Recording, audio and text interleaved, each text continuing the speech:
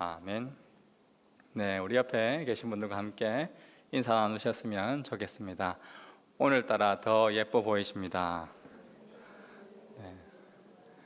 오늘따라 더 잘생겨 보이십니다. 네, 온라인으로도 함께 예배드리는 분들, 또 가족이 함께 인사 나눴으면 좋겠습니다. 이기주 작가의 언어의 온도라는 그 책에 나오는 한 내용인데요. 섬세한 것은 되게 아름답습니다. 그리고 예민합니다. 특별히 이 우리말, 한국말이 그렇습니다. 이 조사 하나로 문장의 결이 달라집니다. 친구를 앞에 두고 넌 얼굴도 예뻐라고 말하다가 실수로 넌 얼굴만 예뻐라고 말하는 순간 이 서로 얼굴을 붉히게 됩니다. 이 언어에도 이 나름의 온도가 있기 때문입니다. 따뜻함과 차가움의 정도가 이 사람마다 다릅니다. 사람과 사람이 만나 대화를 하다 보면 우리가 참 몇 마디 주고받지 않아도 사이다 같은 그런 시원함이 느껴지기도 하고 굉장히 따뜻함이 느껴지기도 하는 그러한 사람들이 있습니다. 반면에 정말 고구마를 먹은 듯한 답답한, 정말 이 사람과 좀 안 만났으면 좋겠다라는 그러한 마음이 들기도 합니다. 언어의 온도가 달라서 그렇습니다. 남자와 여자의 온도가 다르고 젊은이와 중년 또 노년의 온도가 다 다릅니다. 동양과 서양의 온도가 다르고 또 옛날과 지금의 온도가 다릅니다. 이 중요한 것은 이 다르다라는 것이지 틀리다, 맞다가 아니다라는 것입니다. 온탕이 필요하기도 하지만 냉탕이 필요하기도 합니다. 또 이도 저도 아닌 미지근한 그러한 물도 필요한 것입니다. 여러분이 사용하는 언어의 온도는 한 몇 도쯤 되실까요? 오늘 보면은 우리가 사용하는 이 말, 이 입, 이 혀에 대한 교훈을 우리에게 주고 있습니다. 크게 언어의 위력, 또 언어의 속성, 또 언어가 가진 기능, 이 세 가지로 함께 살펴보고자 합니다. 먼저 이 야고보 선생님은 언어가 가진 위력에 대해서 그 당시 자주 인용되던 이 말과 재갈, 그리고 이 배와 작은 키에 대해서 설명해 주고 있습니다. 첫 번째로 이 말들의 입에 물린 재갈에 대해서 한번 생각해 봅시다. 이리저리 날뛰는 그러한 말들이 정말 통제하기 어려울 것 같지만 그 입에다 재갈을 물리면 마부가 그 말들을 잘 통제할 수가 있습니다. 아주 큰 덩치의 말에 비해서 재갈은 아주 작습니다. 그 입에 물린 재갈 때문에 마부는 자신이 원하는 대로 그 말들을 이끌어 갈 수 있는 것입니다. 사람의 혀, 언어도 마찬가지입니다. 우리가 아주 작은 혀를 잘 사용하면 아주 큰 덩치의 말을 다루듯이 우리의 온 몸도 잘 다룰 수 있다라고 이야기하고 있습니다. 그러나 재갈 물리지 않는 그러한 야생마처럼 언어를 우리가 마음대로 그냥 생각 없이 사용하다 보면 통제되지 않는 그러한 야생마와 같은 언어가 우리 입에서 나올 수밖에 없는 것입니다. 두 번째로 이 물 위에 떠 있는 큰 배, 그리고 작은 키를 통해 언어가 가진 위력에 대해서 설명해 주고 있습니다. 엄청난 크기의 배라도 그 배 뒤쪽에 붙어 있는 작은 그 키가 그 배를 원하는 방향으로 이동시킬 수 있습니다. 큰 광풍에 밀려가는 상황 속에서도 사공은 그 지극히 작은 키를 통해서 배가 나아가야 할 그 방향을 알려줍니다. 아무리 큰 배라도 지극히 작은 키로서 그 배의 방향을 결정하고 운행하듯이 언어는 우리가 사용하는 이 말과 우리 입에서 나오는 이 모든 언어 생활들은 사람의 인생의 항로를 결정하게 됩니다. 여러분의 인생의 항로는 지금 어디로 향하고 있습니까? 물결 치는 대로, 바람 부는 대로 익숙한 죄의 바다에서 허덕이면서 원망과 불평의 말을 혹여나 내뱉고 있었던 오늘 하루의 모습은 아니었습니까? 아주 작은 키와 같은 언어를 통해서 커다란 배의 방향을 온전히 하나님께로 잘 향하는 하나님의 귀한 자녀로서의 사명을 잘 감당하는 우리 하늘의 모든 가족 되기를 주님의 이름으로 축복합니다. 인생이라는 이 배가 출항하여 우리가 이제 항해에 가고 있는데 이 매일 만나는 현장 속에서 이 사람과 또 사건과 여러 가지 크고 작은 광풍, 그곳에서 작은 키를 제어하지 못한 채 방향 없이 어느 방향으로 가는지도 모르게 난파선으로 떠다니는 그러한 2022년이 되지 않도록 우리가 이 1월에 잘 준비해야 할 것입니다. 출애굽하여 광야길을 걸으며 원망하던 이스라엘 백성들에게 여호와 하나님은 너희 말이 내 귀에 들린 대로 내가 너희에게 행하겠다라고 백성들에게 말씀하였습니다. 광야 길 가운데 약속의 땅에 들어가지 못한 백성들의 그 실패는 그들의 입 안에 있는 그 작은 혀로 그들이 결정한 일입니다. 아주 작은 은혜이지만 그 말이 인생의 큰 항로를 결정한다라는 것을 우리가 기억할 필요가 있습니다. 특히 오늘날은 이 각종 미디어와 SNS, 언어의 홍수 속에서 작은 우리의 말 한마디 한마디가 일파만파 퍼져나가는 그러한 시기를 우리가 살고 있습니다. 오늘도 마침에 보니까 알바니에서 이 말다툼으로 시작된 그 싸움으로 인하여서 이 한 명의 목숨을 잃었다라는 그런 이야기를, 그런 뉴스 기사를 보았습니다. 온라인상에서 개인에게 또 향하는 그러한 댓글, 또 비난의 글들, 한 사람의 생명을 좌지우지합니다. 국가의 대표, 국가의 원수, 총리가 무심코 던진 그러한 말 한마디가 한 나라의 미래를 결정하기도 합니다. 아주 지극히 작은 말이지만 이 말이 가진 언어의 위력은 대단하다라는 것을 우리가 알 수가 있습니다. 두 번째로 살펴보기 원하는 것은 이 언어의 속성, 언어의 특징입니다. 언어가 가지고 있는 그 성질이 무엇인지 함께 생각해 보려고 합니다. 언어는 잘 사용하면 큰 유익을 가져다 주지만 잘못 사용하면 엄청난 손해를 끼치게 됩니다. 오늘 본문 5절과 6절에 보면 이 언어의 속성을 잘 설명해 주고 있습니다. 보라, 얼마나 이 작은 불이 얼마나 많은 나무를 태우는가. 언어가 가진 파괴력은 대단합니다. 아담과 하와가 사용한 그 언어는 모든 인류를 불의의 세계로 인도했습니다. 달콤하게 유혹하는 그 사탄의 언어를 수용하고 받아들였고, 동시에 자신들의 모든 책임을 자신의 책임이 아니라 다른 사람, 다른 것들로 인하여서 우리가 왔다라고 책임을 전가하자 순식간에 하나님 보시기에 좋았던 온 세상이 오히려 엄청난 불에 활활 타오르는 지옥으로 변해버렸습니다. 6절에 나오는 이 삶의 수레바퀴라는 것은 우리 인생의 업, 다운되는 크고 작은 모든 일들, 우리 인생의 모든 것들을 가리켜서 말하고 있습니다. 조그만 불씨 하나가 온 산을 태워버리듯이 말 한마디가 인생의 수레바퀴를 한순간에 파멸로 이르게 한다라는 것을 우리가 알 수가 있습니다. 한마디 말로 그동안 힘들게 쌓아온 관계가 한순간에 무너져 내린 것을 보게 됩니다. 친구 관계, 또 직장 동료, 형제, 친척지간, 부모와 자식 간에 또 말할 것이 없습니다. 수고라는 수고는 다 하고, 또 명절도 챙겨주고 기일도 챙겨주고 좋은 날 나쁜 날 다 챙겨주며 격려했지만 한마디 말로서 순식간에 관계가 허물어지고 깨지는 것을 종종 보게 됩니다. 사랑으로 시작한 부부 사이가 참지 못한 한마디 말로 인해서 그 깊었던 관계가 돌아서서 남남으로 변해버립니다.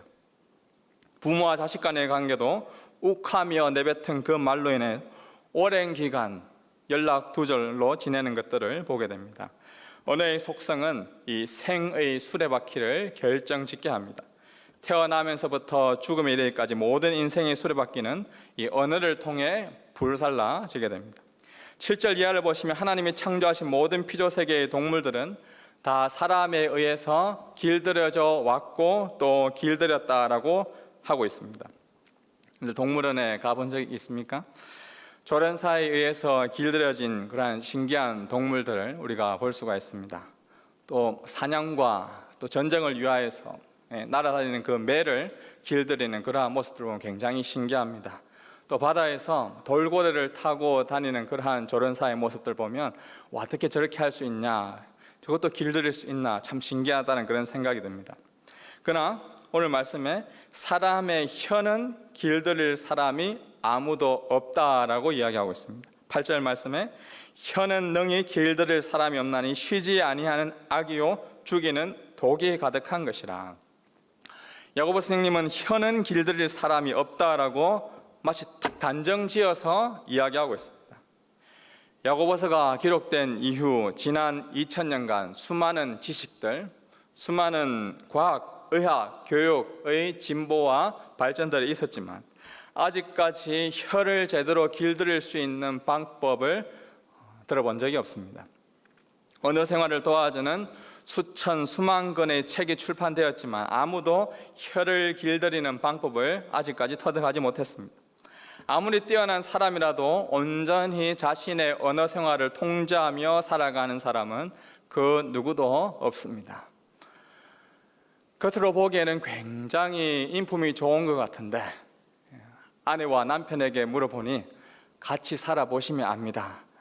그런 말들을 들어보게 됩니다. 정말 겉으로 보기에는 굉장히 인품 좋은 선생인 줄 알았는데 우리 집에 와보시면 압니다. 그런 말들을 종종 하는 것을 보게 됩니다. 혀는 쉬지 아니하는 악이요 죽이는 독이 가득하다라고 언어의 속성을 야고보가 그래서 과감하게 정의 내린 것입니다.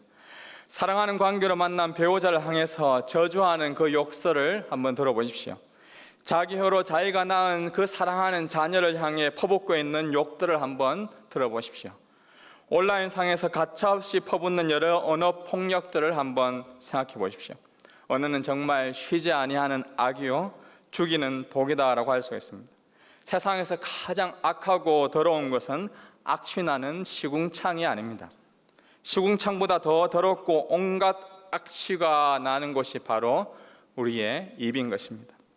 그래서 예수님은 바리새인과 서기관들의 그런 비판과 그들의 그러한 모함에 입으로 들어가는 것이 사람을 더럽게 하는 것이 아니라 입에서 나오는 그것이 사람을 더럽게 한다라고 그들에게 분명하게 충고해 주었던 것입니다. 마지막으로 언어의 기능에 대해 살펴보러 갑니다. 입이 하는 일은 1차적으로 음식을 먹는 역할을 합니다. 이것은 가장 기본 단계의 기능이다라고 볼 수 있습니다. 입의 고차원적 기능은 말을 하는 것입니다. 입을 통해 우리의 생각과 우리의 마음에 있는 것들을 끄집어냅니다. 이것이 바로 언어의 기능인데 왜 하나님이 이 하나님의 형상대로 지음받은 이 인간에게만 말과 글과 여러 가지 이 수단들을 통해서 자신의 언어를 전달하고 끄집어낼 수 있는 그러한 능력들을 만들어 주셨을까요? 인간이 언어를 사용하는 가장 중요한 이 기능과 목적이 9절에 나와 있습니다. 이것으로 우리가 주 아버지를 찬송하고, 하나님 아버지를 찬송하기 위하여서 우리가 언어 생활을 한다라는 것입니다. 하나님 아버지를 찬송할 때 언어는 제대로 된 기능을 하는 것입니다. 그런데 이러한 기능을 제대로 하지 못할 때 어떤 일이 일어납니까? 야고보는 대표적으로 이와 반대되는 이야기를 하나 하고 있습니다. 9절 이하 보시면 또 이것으로 하나님의 형상대로 지음을 받은 사람을 저주한다. 언어가 자신의 기능을 다하지 못한 대표적인 예가 사람을 향해 저주하는 행동입니다. 원래 하나님을 찬송하는 것이 언어의 올바른 순기능, 언어의 올바른 목적이라면 이와 더불어 하나님의 형상으로 지음받은 사람 또한 축복하고 격려하고 위로하고 칭찬하는 것이 언어가 존재하는 이유, 기능입니다. 그러나 언어가 올바르게 작동하지 않을 때 일어나는 현상이 바로 하나님의 형상으로 지음받은 사람을 보고 비판하고 저주하고 비난하는 그러한 모습으로 나타난다는 것입니다. 계속해서 야고보는 설명하고 있습니다. 한 입에서 어찌 찬송과 저주가 나올 수 있는가? 이것은 마땅하지 않다. 샘이 한 구멍으로 어찌 단물과 쓴물을 낼 수 있느냐? 이러한 일은 있을 수 없다라고 말씀하고 있습니다. 무화과 나무에서 무화과가 열려야 하는데 어찌 감람 열매가 맺히고 포도나무에서 포도가 맺혀야 되는데 어찌 무화과가 열리겠느냐? 절대 그런 일이 일어날 수 없는 것처럼 짠물이 단물을 낼 수 없다라고 강력하게 이야기하고 있는 것입니다. 우리가 이렇게 예배당에 와서 하나님을 찬양한다면 우리가 저 문을 나가는 순간 또한 우리의 삶의 모습 속에서 하나님을 찬양하는 모습이 나타나는 것, 그것은 당연하다라고 야고보는 이야기하고 있는 것입니다. 하나님께서 인간에게 언어라는 기능을 주신 이유와 목적은 하나님을 찬송하고 찬양하기 위함입니다. 이사야 43장 21절에 이 백성은 내가 나를 위하여 지었나니 나를 찬송하게 하려 함이다 라고 말씀하고 있습니다. 하나님을 찬양하는 삶은 하나님의 형상으로 지음받은 바로 저와 여러분의 모습 속에는 다 하나님의 형상, 하나님의 마크가 찍혀져 있습니다. 이 하나님의 마크가 찍혀져 있는 우리의 삶의 모습은 바로 하나님을 찬송하기 위해서 우리가 지음받은 것입니다. 그러나 우리는 하나님을 찬양하고 사랑한다고 고백하지만 하나님의 형상으로 지음받은 사람, 그 사람들을 얼마나 저주하고 비판하고 업신여기는지 우리의 삶을 돌아볼 필요가 있습니다. 하나님의 말씀을 전하는 자로서 하나님께서 저를 불러주셨는데, 동시에 하나님 말씀대로 또한 살지 않고 하나님의 형상으로 지음받은 그러한 사람을 저주하는 이 일에 저 또한 동참하고 있는 저 자신의 모습을 볼 때 말씀을 준비하면서 얼마나 큰 갈등들을 겪었었는지 모릅니다. 예배당에서 하나님을 찬양하고 하나님의 말씀을 전하지만 같은 입으로 하나님께서 지으시고 하나님께서 여전히 사랑하시는 그 사람들을 향해 비난과 저주를 퍼붓는 행동이 바로 저 자신에게 가장 많이 나타나고 있기 때문입니다. 오랜만에 야고보서 말씀을 준비하면서 참 마음이 많이 무거웠던 그러한 시간이었던 것 같습니다. 예수님은 이 오른 눈이 너로 실족하게 하거든 떼어내버리고 내 오른손이 너를 실족하게 하거든 찍어내버리라 라고 할 만큼 강력하게 우리에게 말씀하신 분입니다. 경상도 말로 혓바닥을 쌔바닥이라 하는데, 이 쌔바닥을 자르라 라고 그런 의미가 있습니다. 근데 쌔바닥을 잘라도 사실 우리가 이 언어를 통제한다는 거 참 쉽지 않거든요. 참 그 모습이 바로 이 저 자신에게 있다라는 것이 참 많이 말씀을 준비하면서 내가 이렇게 말씀을 전하는 이 입으로, 정말 하나님을 전한다는 이 입으로 하나님의 형상으로 지음받은 사람을 저주하고 있는 이 단물과 쓴물을 같이 내는 이 모습이 참 내가 과연 자격이 있는가라는 것들을 돌아보게 됩니다. 3년 전에 제가 처음으로 2019년 1월 6일 날 이제 부임을 하고 1월 9일 날 수요예배 말씀을 전했던 것 같습니다. 그리고 1장, 2장 말씀을 이제 전하고 거의 1년 넘게 야고보서 말씀을 이제 같이 안 전하고 있다가 이번에 한 1년 이제 다시 3장으로 이렇게 접어들었는데, 1장, 2장 하나님의 말씀을 다룰 때 우리가 그리스도인으로서 이 이신칭이 믿음으로 구원을 받은 백성이다라는 여기에 머물지 않고 어떻게 하면 우리의 삶으로서 실천하며 살아갈 수 있을까?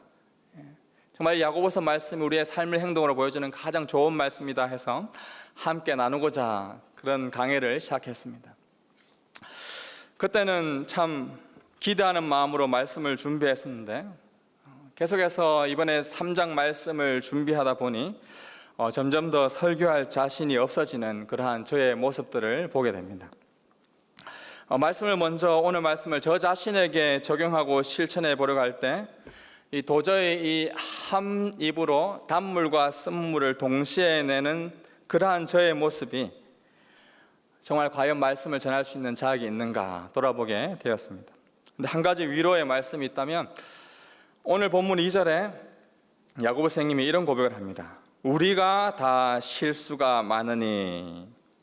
1절에는 내 형제들아 너희는 이라고 부른 뒤에 너희가 다 실수가 많다, 너희 이렇게 살아야 된다라고 말하지 않고 2절에 우리가 다 실수가 많으니라고 이야기하고 있습니다. 그 말은 하나님의 말씀을 전했던 이 사도 야고보조차도 말에 실수가 있었던 그러한 사람이었다라는 것을 자신 또한 인정하고 있는 모습입니다.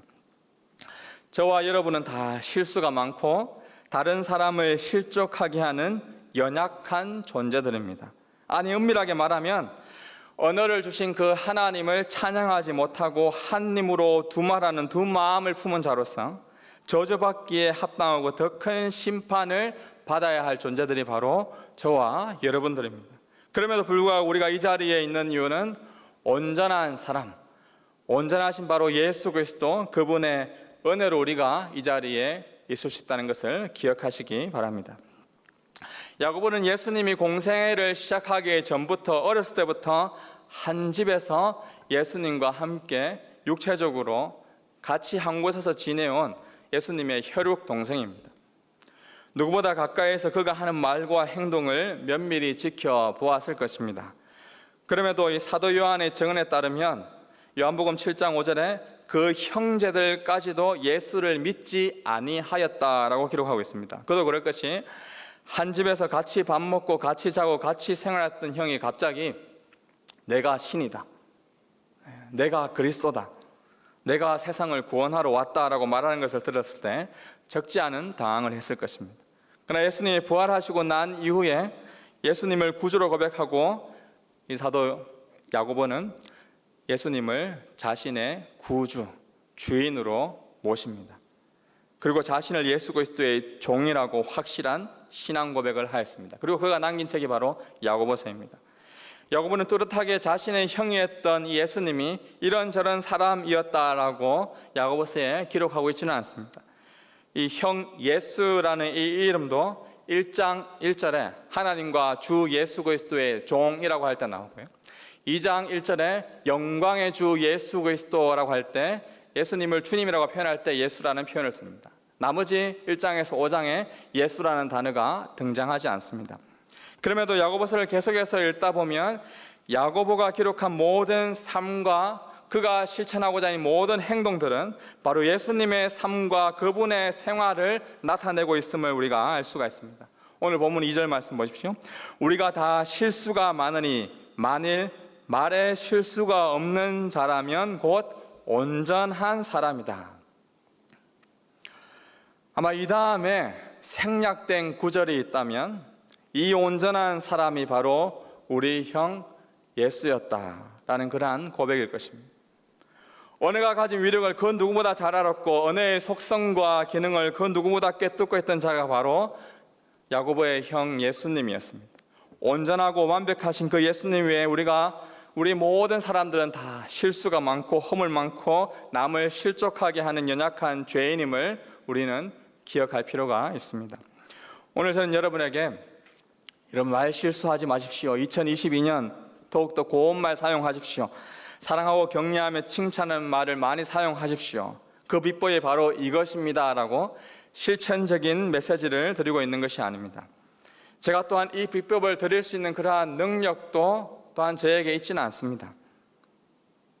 고운 말, 바른 말을 사용하는 방법을 잘 안다고 한들 우리의 입과 말을 잘 길들이지 못하는, 길들일 수 없다라고 야고보가 단정까지 한 존재가 바로 저와 여러분들입니다.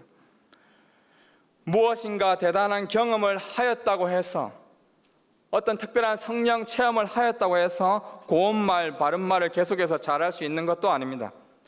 애굽의 10가지 재앙 속에서 끝까지 자신을 지켜주었던 여호와 하나님을 이스라엘 백성들은 몸소 경험하였습니다. 홍해 바다를 가르며 막혀있던 길을 열어주었던 그 구원의 하나님을 이스라엘 백성들은 다 경험하였습니다. 출애굽기 15장 서두에 이스라엘 백성들은 여호와는 나의 힘입니다, 나의 노래이십니다, 나의 구원자이십니다, 이 홍해 바다에서 우리를 구원해 주셨습니다, 저 마차들이 빠지고 있는 것을 보십시오, 하나님은 영원히 찬송받으실 분입니다 라고 힘있게 노래합니다. 그러나 수르 광야로 들어가 3일 동안 물을 얻지 못하자 금세 그들의 입에는 모세를 저주하고 원망하는 말이 튀어나왔습니다. 그곳에 있던 물이 써서 마시지 못하였으므로 그곳 이름을 마라라 하였다고 기록하고 있습니다. 금세 원망하여 부르짖는 그 마라 이스라엘이 바로 저와 여러분의 모습이라는 것을 성경은 이미 우리의 신앙 선배들을 통해서 분명하게 교훈해 주고 있습니다. 오늘 저녁에 저는 이 말씀을 꼭 드리고 싶습니다. 여호와 하나님이 가리킨 그 한 나무, 모세가 그 한 나무를 물에 던졌을 때 마라의 쓴물이 단물이 되었다는 그 사실을 기억하시기 바랍니다. 한 나무처럼 보잘것없는 인간의 모습으로 이 땅에 내려오신 예수님이 쓴물로 가득 찬 이 세상에 던져질 때 그 쓴물이 단물로 될 수 있음을 믿으시기 바랍니다. 우리의 쓴 마음들이 예수님의 그 나무가 우리 마음 가운데 던져질 때 우리는 단물을 낼 수가 있는 것입니다. 우리는 여전히 하나님의 형상으로 지음받은 사람을 저주하고 비방하고 비판하며 지옥의 불에 수레바퀴를 계속해서 달려가고 있습니다. 우리의 오염된 언어로는 하나님을 찬양해야 하는 원래의 기능을 다 잃어버리고 상실해버렸습니다. 이러한 삶의 수레바퀴를 끊을 수 있는 유일한 길은 한 나무에 달리사 모든 쓴물의 인생을 단물로 바꾸어 주신 예수 그리스도, 온전한 사람 예수 그리스도 그 한 분만을 의지하는 길밖에 없습니다. 부디 예수 그리스도의 마음을 품으시는 2022년 1월이 되기를 주님의 이름으로 축복합니다. 너희 안에 이 마음을 품으라. 곧 그리스도 예수의 마음이니. 예수 그리스도가 여러분의 마음에 가득하여 도저히 악이 들어갈 틈이 없도록 하는 것이 우리가 해야 할 일입니다. 내 안에 무엇이 채워져 있느냐에 따라 입으로 나오는 것이 달라지게 되어 있습니다. 포도나무는 포도의 열매를 맺습니다. 무화과나무는 무화과 열매를 맺습니다. 예수 그리스도로 채워진 사람은 예수 그리스도의 열매를 맺게 되어 있는 것입니다. 입으로 내뱉는 말은 결국 마음과 생각에 무엇을 채우느냐에 따라 달라질 수가 있습니다. 유튜브와 온갖 SNS를 통해서 오염된 언어와 오염된 글들, 오염된 말들을 계속해서 듣게 되면 여러분들의 마음과 생각에는 온통 오염된 언어들이 가득 차 있을 수가 있습니다. 보이지는 않아도 시궁창 같은 우리의 마음일 수 있다는 것입니다. 우리가 입으로 먹는 것은 배로 갑니다. 육체적인 영양을 계속해서 공급하는 것이죠. 그러나 먹지 않으면 허기지고 계속해서 안 먹으면 굶어 죽습니다. 또한 먹더라도 몸에 해로운 나쁜 음식을 먹게 되면 병들어 죽게 되는 것이 우리 인간, 우리 신진대사 하는 모습입니다. 이처럼 우리가 여러분들이 귀로 듣게 되는 것이 여러분들의 마음에 채워진다는 그 사실을 기억하시기 바랍니다. 우리가 눈으로 본 것도 마음과 생각 속에 채워지게 됩니다. 만약 오염된 것을 계속해서 듣고 오염된 것을 계속해서 보게 되면 마음의 병이 들게 되어 있습니다. 심리학에서는 이러한 것을 온갖 심리용어로 질병의 진단을 내립니다. 그러나 정확하게 말하면 하나님의 형상으로 지음받은 모든 인간은 예수 그리스도를 듣지 않고 예수 그리스도를 보지 않으면 우리의 마음은 다 오염되고 변질될 수밖에 없다는 그 사실을 기억하시기 바랍니다. 금세 우리의 마음은 다 병들어 죽게 되어 있습니다. 자연스레 저주와 비난과 그리고 남에게 헐뜯는 그러한 말들을 할 수밖에 없는 것이 저와 여러분의 모습입니다. 허기진 여러분의 마음을 무엇으로 채우고 있습니까?